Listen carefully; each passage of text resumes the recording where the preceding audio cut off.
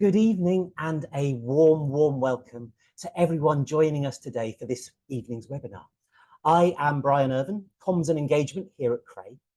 As you may already know, here at Cray, the Centre for Research in Autism and Education, we are a team of autistic and non-autistic staff and students based within UCL's Institute of Education and part of the Department of Psychology and Human Development. Here at Cray, we aim to conduct high quality, cutting edge research, but also to ensure that the results of that research reach those who stand to benefit from it. This Cray webinar series is just one part of that, allowing people both within and beyond academia to hear from some of the key researchers, practitioners, and advocates in the field. Through everything we do at Cray, we take a participatory approach, which means we work with autistic people in all stages of our research and initiatives, from the initial design right through to the sharing of the outcomes. We hope that this means that the work we do is meaningful to the wider autistic community that we serve.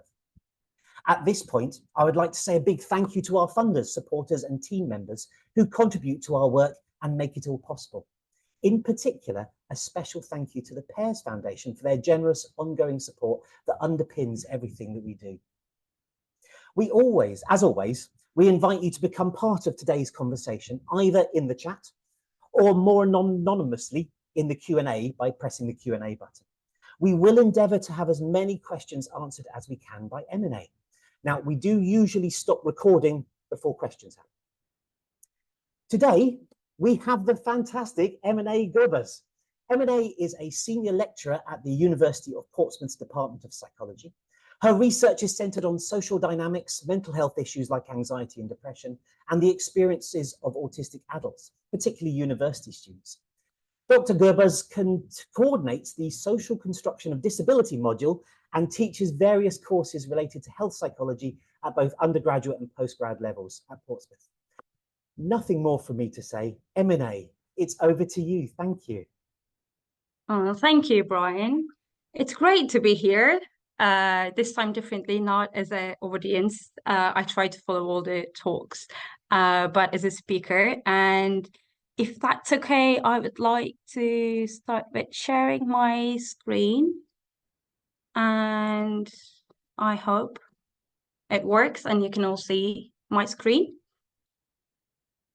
I think that's a yes. Okay. Welcome everyone again. And thank you, Brian, for inviting me and finally share my project with autistic university students using a participatory approach. So before I start, I would like to introduce the team. I'm not doing this alone. So with my colleagues here at Portsmouth, Stephen Kapp and Beatrice Lopez, and the project itself is funded by the British Academy, is also in collaboration with University of Nottingham, with Dr. Lauren Marsh. So just a quick overview of the talk today. I will start, as usual, talking about the background and the theory behind this project, and then I will talk about the details of the project, the aims, the process of participatory research, and the measures we co-developed with the community. And I would love to actually present some results today. However, we are still recruiting, and the project took much longer than I thought. So unfortunately, I can't share any results, but I'm going to discuss the measures we developed. And let's start. So many of you might have known that the student numbers, autistic student numbers at university is increasing in the UK, everywhere in the world, but especially in the UK. So according to the recent stats from 2021 and 22, the numbers is more than 18,000 in the UK, the autistic students who disclose their condition to the university. So there are reasons, probably more than one reason, why there are more autistic students over the years. One of them is because maybe there is increase in the diagnosis of autism. And the other reason is that people feel more relaxed to disclose their autism because the changes in the society is changing. And I looked only this week for the final stats, and the closest or the recent I could find was from 2017. from the Higher Education Funding Council for England, it looks like 90% of higher education institutions in the UK has something in place to support their disabled students. That includes DSAs, disability student allowances, other things helping with the assessments, the experience. However, even though 90% of higher education institutions seem to provide some sort of support, we know that for autistic students, it may not be matching the needs of what they require. We know that because still in my PhD research as well, we found that the mental health conditions are very high among autistic students. And from other research, we know students are not satisfied with the support they receive, the majority, or it is also indicated by lower employment after uni. So there is something going on. There is support on paper. There are a lot of people who need that support and increasing numbers, but somehow there is something going on that doesn't work for autistic students. And in, I think that's a US research from United States, a recent one that showed that autistic students also report some difficulties accessing that information about the support. That could be things like not knowing where to go, or all these interactional barriers, especially when you need the support. It's very hard to get to know the right person and to reach out. So there are a lot of accessibility issues for support. And the other thing is universities seem to provide information about support in environments that are not very suitable. For example, in Freshers Week when it's too loud, or in the first week of your first year when you come to the university, everything is a lot and you're bombarded with information which is lost during the process because there's a lot going on. So there is accessibility issues as well as issues or the barriers in terms of how this information is provided to students. That said, this is the background, but recent review also showed that there are huge paradigms in autism research and also in higher education. So one of the biggest changes I think we have observed in the last 5 to 10 years, I can't believe how much things have changed since I even started my PhD. So the biggest shift is from this medical to social model of disability. So according to the medical model, all these issues or the difficulties disabled people experience are due to something they are missing or some kind of physical limitations. However, a social model says that most of those issues arise because of barriers in society or limitations in terms of what the society can offer or what the environment can offer. So that's a huge shift from medical to social model of disability. The second shift happening especially in higher education is from this teacher-centered learning to student-centered learning.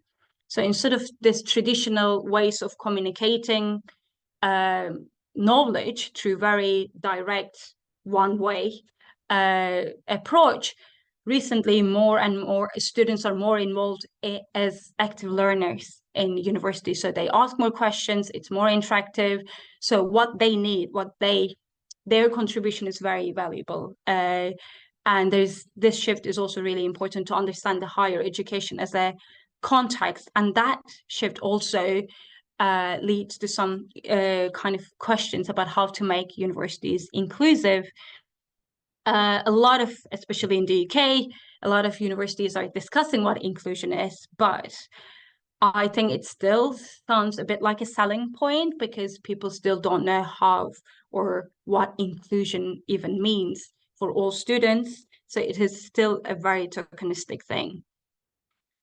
And the third one, which is mostly relevant to autism, is the change from disability and neurodiversity approach. So when I again studied my PhD, my first paper, I even used the term disorder because that's what people were doing, those who do autism research. So from that disorder, it's changed to something historically to disability.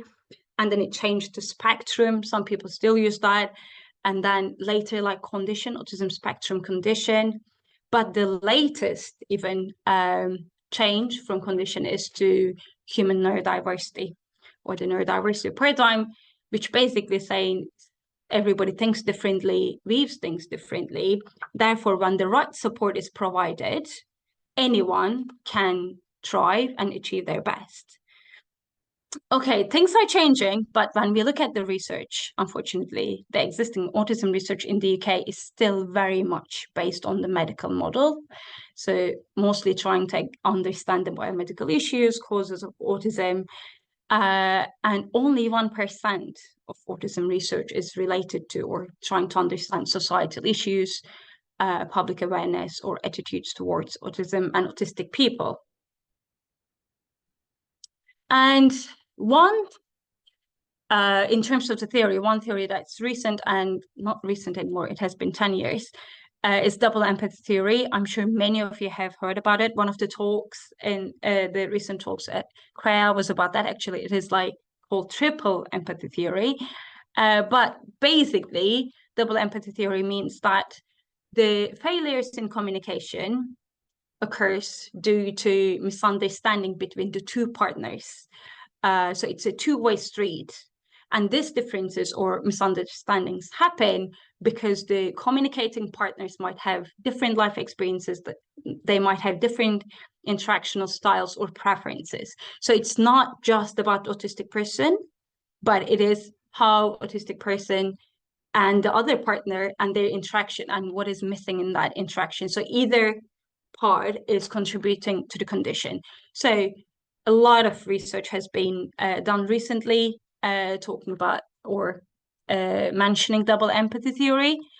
So when we think about autism in higher education context, for my research, what was important was not just to focus on autistic students and how to support them, but also to look at the role of non-autistic students on campus, how they contribute to the experiences of autistic students. And one thing we know very consistently from the literature is that sense of belonging. Autistic students, majority of them report that they don't feel like part of their community, or they don't feel adjusted to their institution. So there's something going on, and any research, especially using the double empathy theory approach, should not just focus on autistic people. They are situated, contextualized in an environment, and the majority of that environment is non-autistic people. So we need to understand what are their roles. So this is kind of the background, the theory. I'm sure many of you already know about these things, but coming to this project. So what did we aim with this project? So when 2 years ago, well, more than 2 years, 2.5 years ago, when I applied for this grant, I wanted to understand, okay, there's a mismatch between what autistic students need and what they get at university. So we need to understand better, identify better what autistic students need. And the other aim, the second aim, again in line with the double empathy theory, okay, but what about the non-autistic students on campus? What do they need to know about their autistic peers or anyone who may be different than them? And to achieve that, we use the community-based participatory research approach to co-design, co-develop, and validate these two questionnaires. One, to identify the support needs of autistic students, and the second, to understand the learning needs of non-autistic students.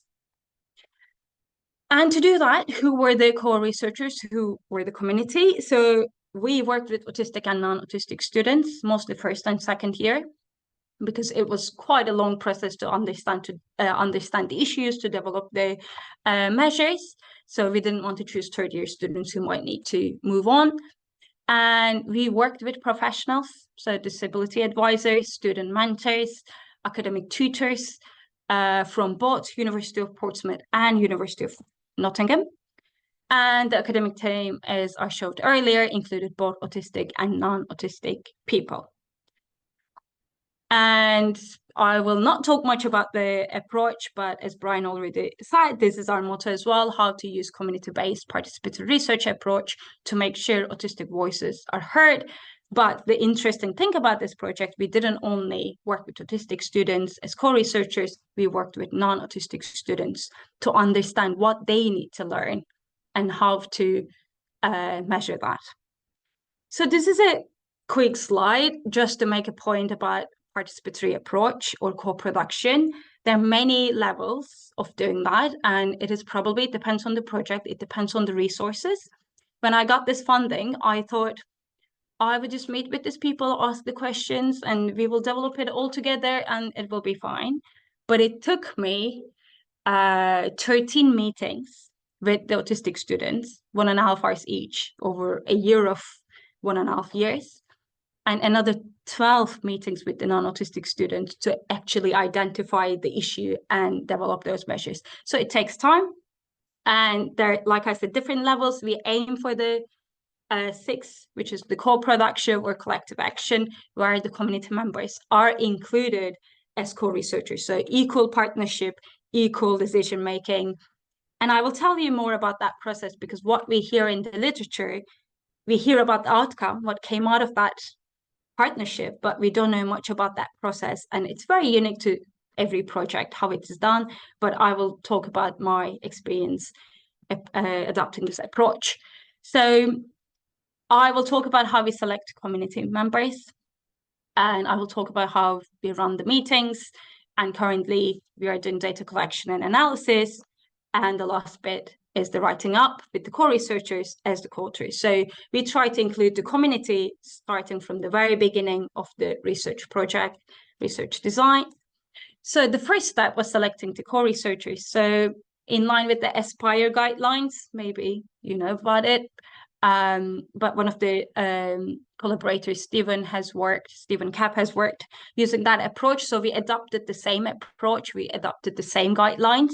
So we started looking for the right community partners or co-researchers using some application forms. So we send application forms to both autistic and non-autistic students in both universities, and we asked several questions about their knowledge about autism, how much they can dedicate, because it's quite a commitment, like 13 meetings multiplied by 90 minutes. It's a lot of work. So we wanted to choose the representatives based on what they can represent and how much they can dedicate. And that was tricky, especially for the non-autistic group, non-autistic students, because we were trying to understand what students don't know. And to understand or to find out what you don't know, to know what you don't know, is quite tricky. So we try to include non-autistic students who have not much knowledge about autism, no exposure to autistic people, so that we actually identify their learning needs, as well as non-autistic students with their best friends being autistic. So we try to include a whole range to represent in our research. And the stipend, it was really important that we paid fairly to community partners. Again, they're not participants. It took us quite some time to get there, to explain that to the university, that they're not participants, they are co-researchers, they are very valuable, they are here for their lived experience. So they're basically just like the academic team, they are they are employees. So we, in line with the UKRI participation rate, we paid £35 per meeting to each community partner. And during the meetings, the things we paid attention to is the group size. We also discussed with all these things with a steering group before the participatory meetings, to kind of how many people should be in each meeting, this fortnightly or weekly meetings, because if it is too much, autistic students were worried about not everybody will be heard. If it is too small, maybe not everybody will be represented. So it was important to decide on the group size together with autistic students. And the other important thing is the balance between how many academics and community researchers in each meeting. As academics, I'm guilty of that. We tend to dominate discussions. We tend to take over, we tend to make decisions. And it was really important to take a step back and balance that ratio. So we were not more than 2 academics in each meeting. Sometimes 3, but most of the time 2, to make sure that what we care is the community, not the academics. Code of conduct was important because especially with the research for the second questionnaire with non-autistic students, when the topic is about what they don't know about autistic people or about autism, it is important that nobody say something not respectful, nobody kind of upsets anyone. So we kept the meetings with autistic and non-autistic students separately. Even though we had a collaboration meeting, the majority were separate. And we also talked about code of conduct in our first meetings. So that we want the students to talk, but we also want them to be kind and respectful to others in the meeting. And equal participation was really important. How to make decisions, how to make sure that everybody is involved. This is difficult because everybody has different lived experiences and everybody's preference for communication is different. So we both, all the meetings were online. So we had the chat, we had the synchronous talking and chatting, texting, as well as follow-up emails later on to kind of contribute to the discussion. But for any decision we made, especially when we were developing each item for our questionnaires, we made sure that everybody is heard. So we used a 5-finger method or process in line with the Aspire guidelines. I don't have time to talk about it, but maybe later. And moderating the discussion. So there was an array research assistant to moderate the chat while I was kind of facilitating the discussion. So bringing the material to each meeting, what to discuss, sending the material actually beforehand, going through the agenda. It has to be very clear. You just really need to be very clear about what is expected for each meeting. So it was a lot of prep before the meetings as well as follow-up after the meetings. And what I've learned from that process, it's okay, how to get the most from these meetings. First of all, when you bring 10, 15 people together who don't know each other, it takes time. And everybody is a bit quiet. I was very new to this approach, so it was quite a learning process for me, but it took some time to find out what actually works. So for anyone who might want to do that in the future, I'm happy to share even more. But one thing that really helped is being very clear with what you expect from each meeting.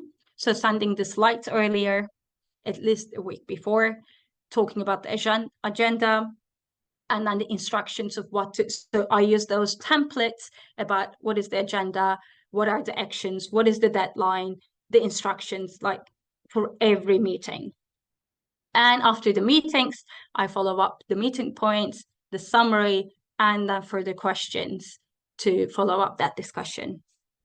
And then I brought those responses to the next meeting to go over together unless somebody didn't hear about it. So it was also towards the end when the items were coming together, when the questionnaires were coming together. So we did a lot of working on the Google document, the whole team as a, like all at the same time. I would post questions, can you please rate this, your agreement with that statement, like, are you happy with this? Anything to change? What should we change? So we worked a lot asynchronously as well. So it wasn't just the meetings. It was long and it was very much back and forth. And then after 25 meetings in total, we could develop these 2 questionnaires. The first questionnaire was for autistic students to achieve the aim of identifying their support needs. So we had 5 different sections: the demographics, support experiences, academic experiences, social experiences, and life skills. All these constructs were, again, based on what the students need and what together with professionals, and how to ask about these things. So it's a long questionnaire, but what I've learned personally, how clear you think you are, but for someone as a participant, how it looks to do a questionnaire. So it was a lot of like explaining, now you're going to do this, and now you will do this, but like this. So it was a lot of like informing the participant. Again, this was all the feedback from autistic students, and the questions were a lot more comprehensive than what I thought at the beginning. So I will give you a few examples. It's a long questionnaire, so I can't go through everything. But for example, for part 2, support experiences, we had a very comprehensive list of academic support, technical, transportation, communication, independent life skills, the self-advocacy, sharing your diagnosis, parents advocate, like asking for to parents for advocacy. So it was a long list of different experiences of support. But for example, we would say, can you please choose the option that best describe your experience for, let's say, academic support? So the options are, I'm currently receiving this support, I've not received this support before, I received this support in the past, I would like more of this support, I would like to learn more about how this type of support is offered at university, and I'm not sure. And following that, there will be a lot of follow-up. So if the person chose the first one, I am currently receiving this support, there will be follow-up questions. What exactly is that?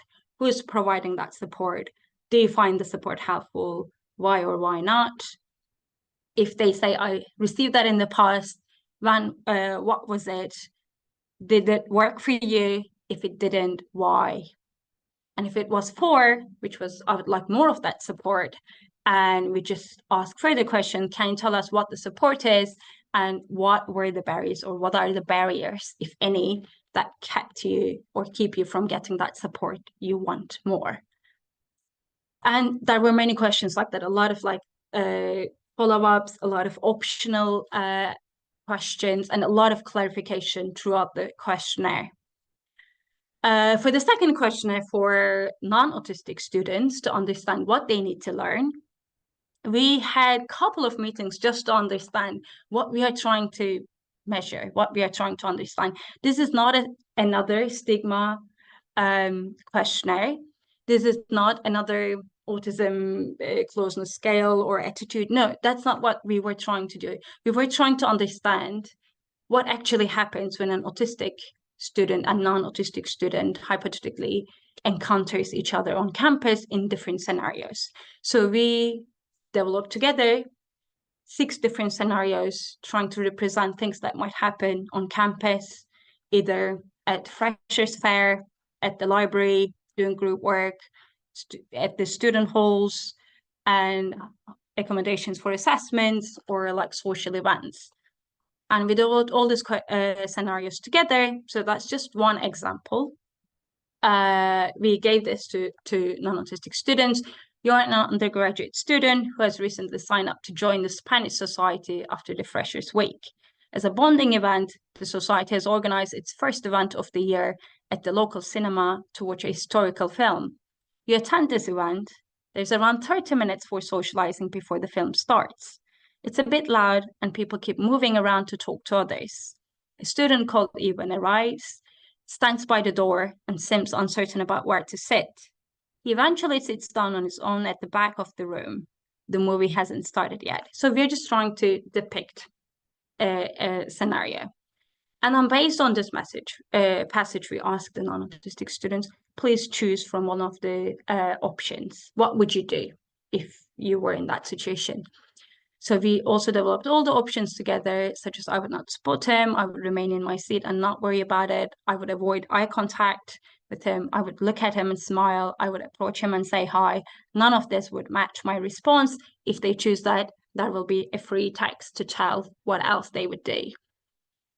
And then we also ask, because it's about what they do and there's this social desirability, we follow that with further questions of what you think the majority would do in this situation, knowing your friends, knowing everyone in university, what you think the majority would do. And then again, more optional choices and things like that. So where are we right now? So we developed these 2 measures. We have brand new 2 measures. Now the next thing is to validate. So we just started collecting the data and it's still going on. It will be first, we are only including the UK. So any students, university students in the UK is a potential participant. But hopefully when we validate that, the aim is to actually translate this to Spanish, to Turkish, where I'm from, and to kind of understand even more international what is going on in higher education. And after that, of course, we will write up the results together with the co-researchers as the co-authors. So one thing I am planning to do at the end of this project, I'm actually started doing this, to write a protocol paper about this process. We know those meetings are not data. This is part of the research process. But every time I try to find resources to do this, to apply this approach at the beginning, I found out that people don't write much about this. So I want to write, like what I just explained to you all. I would like to write a protocol paper just going through this process and kind of as a guideline for others. Of course, again, every project is different and it will be different for another study, but I think it would still give some kind of idea if it is used in this context, and what I've learned, what could be done, and all the resources. I have so many resources that I can share for how we developed application forms, what are the formatting for the emails, the tips for the meetings, all of that. And of course, a research article with the 2 questionnaires validated. Once we have enough numbers, enough sample, we will do the questionnaire includes both quantitative and qualitative questions, but so that will be member checking as validation, not just like psychometric properties. But the next step is to write a paper on the validation of both questionnaires. And hopefully we want to change how universities provide support at university in the UK to start with. For example, I don't know if anyone is in this area or anyone is working on a similar topic. There is a new call from the government, evidence call to change policy. So the deadline is 3rd of July. So hopefully I will have enough data to send to them to change, for example, how DSA works. Disability student allowance. It was one of the things we discussed a lot with the with the autistic students, how hard it is to get it or how much it depends on the diagnosis. So the aim is to kind of switch from that diagnosis-based support to more needs-based support. So any student who might be struggling for any reason should be able to get the support they need without relying on a label or diagnosis, especially given the very long waiting times for any kind of diagnosis right now. So hopefully we will change the way the support works in the UK. And in terms of conclusion, I still have some time. I think I just talked very fast. But in terms of the co-production process, it takes time. So when I applied for this grant, I said it would be 18 months. I had to ask for extension twice. So it takes time. It is very valuable though, but I think the funding bodies should also be aware of that. If we want to use this approach, we need longer time. And you have to be flexible. It's constant learning. Every time I was running the meetings, I learned something different. If I do it now, I would do it very differently compared to how I was 2 years ago when I first started this approach. So, but you need to be open-minded. You need to be open to feedback. At the end of every meeting, I also ask for feedback of what to change, what to keep, what works, what doesn't work. So it's constant checking in with the group. And alternative means of engagement. If we want to use more of this approach, I work with university students. But currently I'm starting a project on minimally speaking autistic people. So how to include them as part of the research process. And the other thing is the capacity building. So what did you give back to the community? It's not just you learn a lot. As academic, I've learned a lot, but you need to give something back to the community, given how much they put time into this. So many of the students put that as a work experience. We are still in touch. We will analyze the data and write it together. but they need something back in return. On top of the financial, I mean, financial bit is really important. You have to make sure that you pay them fairly. But on top of that, they also, you have to make sure that they also got resources from this process. And in regard to the project itself, I don't have the results yet, but one thing is to build more inclusive, accessible, and comprehensive support. Comprehensive is very important because I think universities mostly provide academic support, but there is a lot of issues around life skills or independent living, how to manage paying the bills in your accommodation, how to register for the GP, all those kind of more daily life skills should be part of the support offered to students. And again, that shift from the diagnosis-based support to more strengths-based support.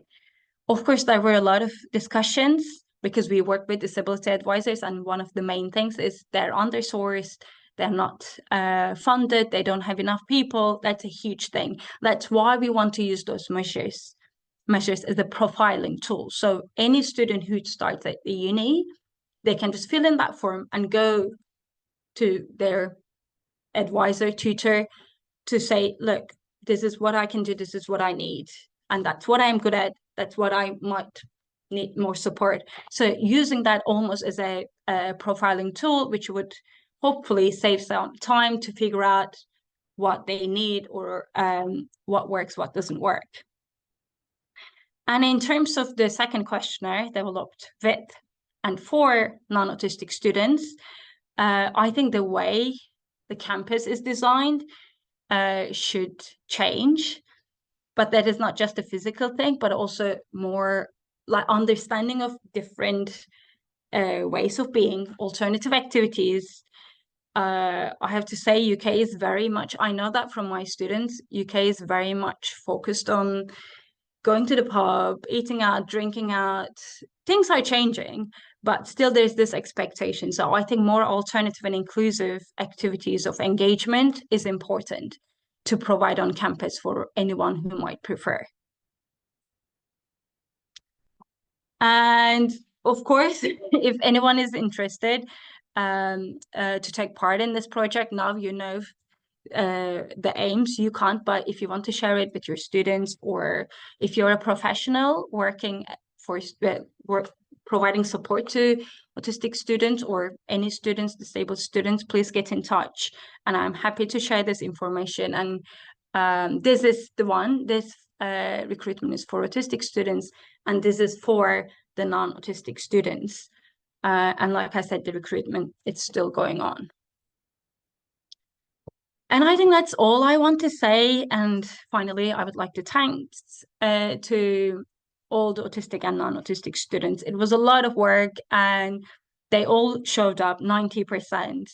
And the student mentors and disability advisors, we are still in touch. We're still working together, but it wouldn't be possible without them. I've learned so much myself, and I feel like what we develop together is very valuable. All I need now to validate it before I share it with the world. And I think that's all I would like to say. So 40 minutes on spot. Emine, thank you ever so much for that.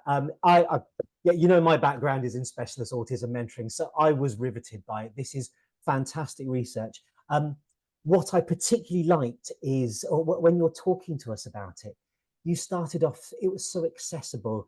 You gave us the terms that we needed so we could follow your argument all the way through, so that we knew that when you were creating this methodology of care, and there was just this immense humility behind it that was just so lovely to hear. It's brilliant. I am thoroughly looking forward to the full responses.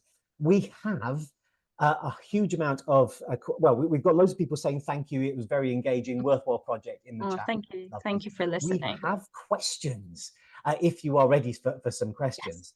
So I'm going to stop sharing your screen. There we go. Oh, yes. Yeah, there we go. And then, well, we'll take it from the top here. So question from Lorna. You mentioned a steering group. Who was in the steering group?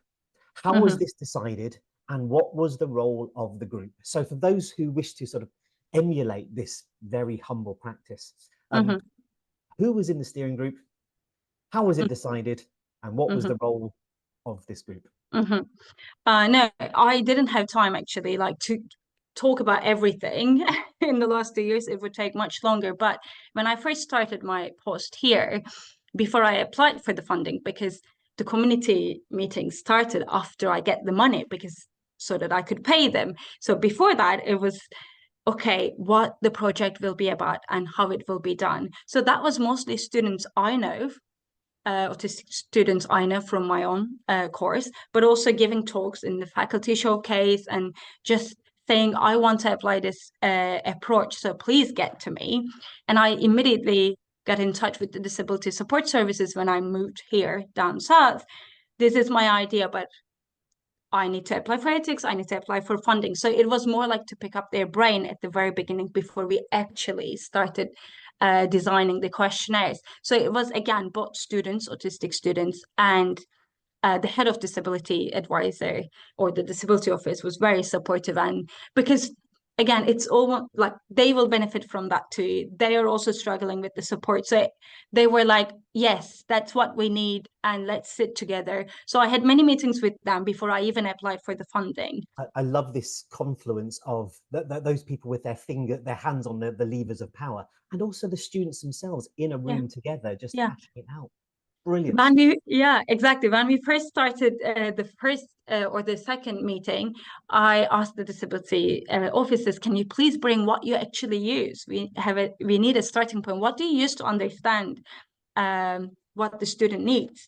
I mean, we already changed both forms. It was hilarious. Like, we just started from very basic. Yeah. Okay, they need a better way to identify the support. Students seem to struggling to get the support. So that's why it took so long. But I would not be able to do that if I did it all by myself with my academic colleagues. We would never produce what we produce together, because also the professions were very helpful to say, look, this is a good idea, to even students face, but this won't work, and this is why. Okay, how can we make it work in that way? That will work though. So it was very, very valuable to work with them from the very beginning, both professionals and the students. And there were times, because some of those students work with those advisors in the same university, talking about what they didn't like. But I think everybody was very willing to learn. So the advisors were very open, and they know also the issues, the problems. Research that was using radical honesty to bring around change. Absolutely amazing. Moving on to the next question. Let's see, next question. So a question from an anonymous attendee. I was wondering if the following was discussed and included as part of the research. What is supposed to be done if the person and the organisation disagrees with what is reasonable in terms of adjustments? There's a problematic situation in there for parties involved. Were there accounts? How might this situation be approached when the university and the individual don't agree on what is reasonable? Yeah, I mean, we had issues. It wasn't the institution, but the people from the disability support or services, they said, well, that sounds great. Yes, let's get rid of all the labels, and we should just look at what we can do based on the individual and what they need. But then they were like, well, we can't do that without the disability student allowance. So there was a lot of like issues of what will work, what will not work, or they wouldn't agree. But actually, we didn't have any problem. In a way, the institution or the professionals would say, no, that's not allowed. We just had to work through, like, we just had to find another alternative way to do that. So, and most of the time, especially during COVID, because we were talking a lot about COVID when I started the project, it was just after the COVID, and they had to do things differently. And a lot of professionals said we were worried that it wouldn't work without the diagnosis, but during COVID we had no option and had to support people without the diagnosis, and it actually didn't increase the workload. It didn't make things work. It was exactly the same. So that was the main thing, like, no, we can't support or provide support if there's no label or diagnosis, then it would be too many people. No, they said that's what we did during the COVID, and it worked perfectly fine. So I'm yeah, assuming sorry. that's going to go back for the Department for Education, who are doing this non-medical helpers call. That's going to be Yes, one of your yes. I don't know whether recommendations. you saw that call, but that is a Oh, we're perfect starting to put time. stuff together for that as well. Oh, okay. Yeah, Oh, yeah, yeah. exactly. That is just a bit too early. That's why I need to be very quick with what we get. But exactly. So there are sometimes you just have to be more open-minded rather than being resistant. No, it can't be done because you need this. Well, when it's done, it actually wasn't a problem. But I appreciate the question that in the like in the next level now where we want to go, we might face more resistance of no, that won't work like that. But we will see. We'll see. We can put things, and as you said, it actually sometimes it bounces back to the economics of it. And I Yeah. mean, that there is a part of me that's the old educator that says actually economics and education coming together, you can never repossess somebody's education. So Yeah. just go and do it.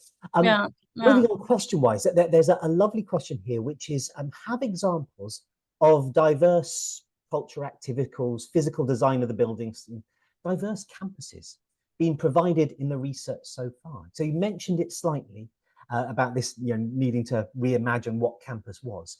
Are there any concrete examples? Well, in the literature, I that's why I feel like sometimes this inclusion is more like a checkbox thing. Universities like we are very inclusive, our campus is very inclusive, but when it comes to practice, you may not see that. So students, autistic students discuss a lot about the freshers week, how everything is too loud. So this year, after this project, I could have one section during the day, freshers day from 9 to 12, a quiet session. So that kind of little things, but that was just me telling to the people who organize, can we have a quiet session throughout the whole week? I'm not saying all week it should be just no music, nothing, but like, can we have a quiet session and we can kind of offer that to students? Look, there's also this quiet session for you to go and sign up for events. But this is such a small thing and very easy to do, but nobody thought about it before. Now we are doing that.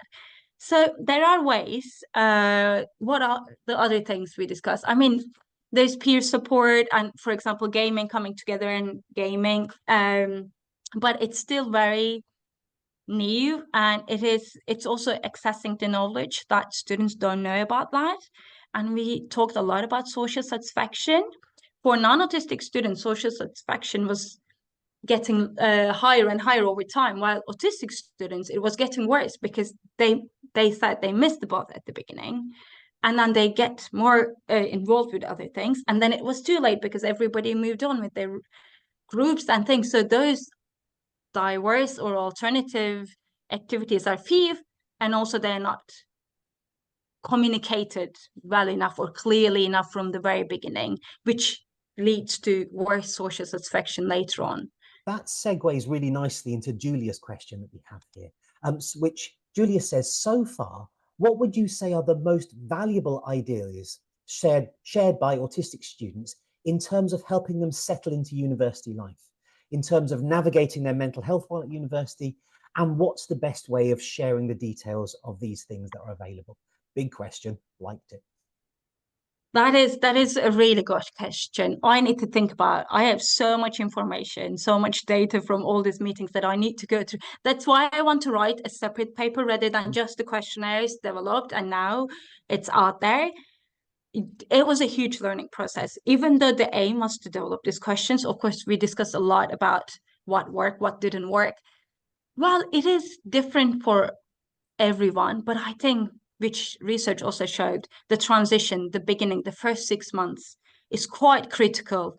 How you get information then, whom you met then, how did you adjust then? It's quite determinate.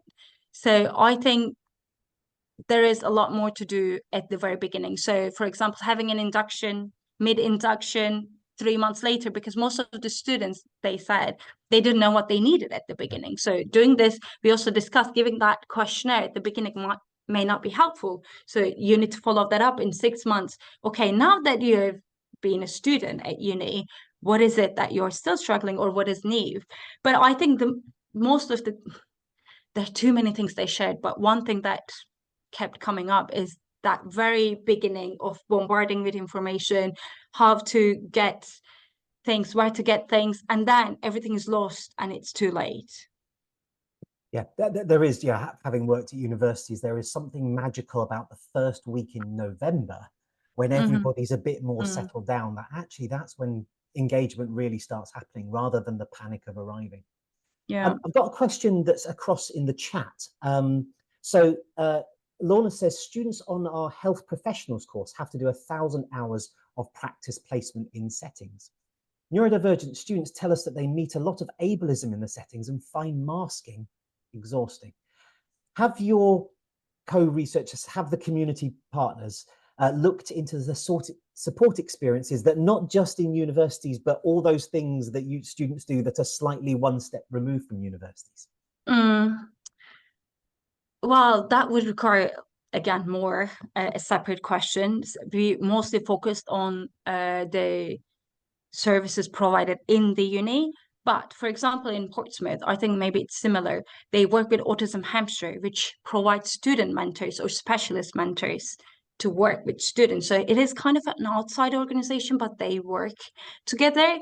But I think I've seen it in the chat earlier as well. I think one thing that helps relate to that masking and all of that, mentors themselves are autistic. I think that helps to kind of have that communication.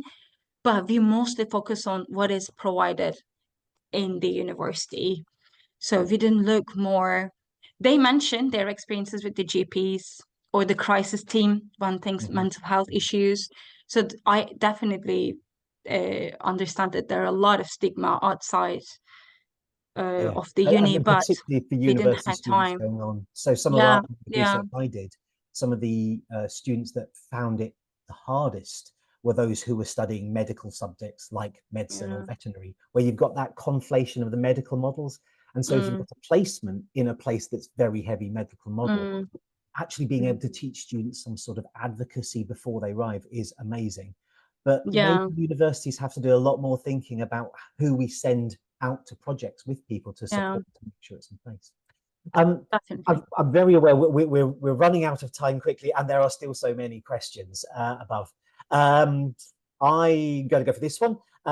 Somebody would be really interested in the research paper when it's complete.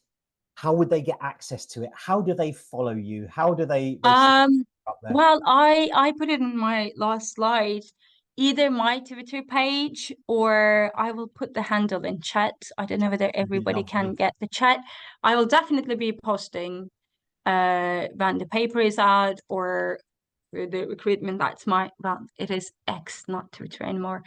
So that's my handle, but you can also A good one for I will everyone also to put my follow. email. Please, Yeah, anyone who yeah. wants to share more, or if you don't have time to discuss everything, please get in touch with me. So that's fantastic. I've got probably time to crowbar in maybe two more questions, I think. Yeah. So I've got two questions that have come together. They're both about intersectionality. So there's an anonymous attendee who's thanks you for your research. It aligns with their PhD on Black autistic students' experience in higher education. How did you make sure that there was a diversity of perspectives in your community partners, as autistic perspective differ in different groups within the autistic whole? Thank you.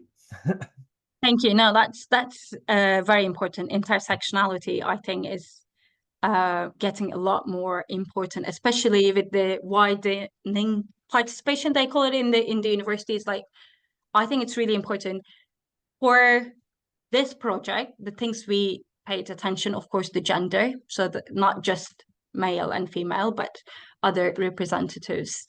And the other thing is just the study type. We, not just STEM students, but also students from different studies.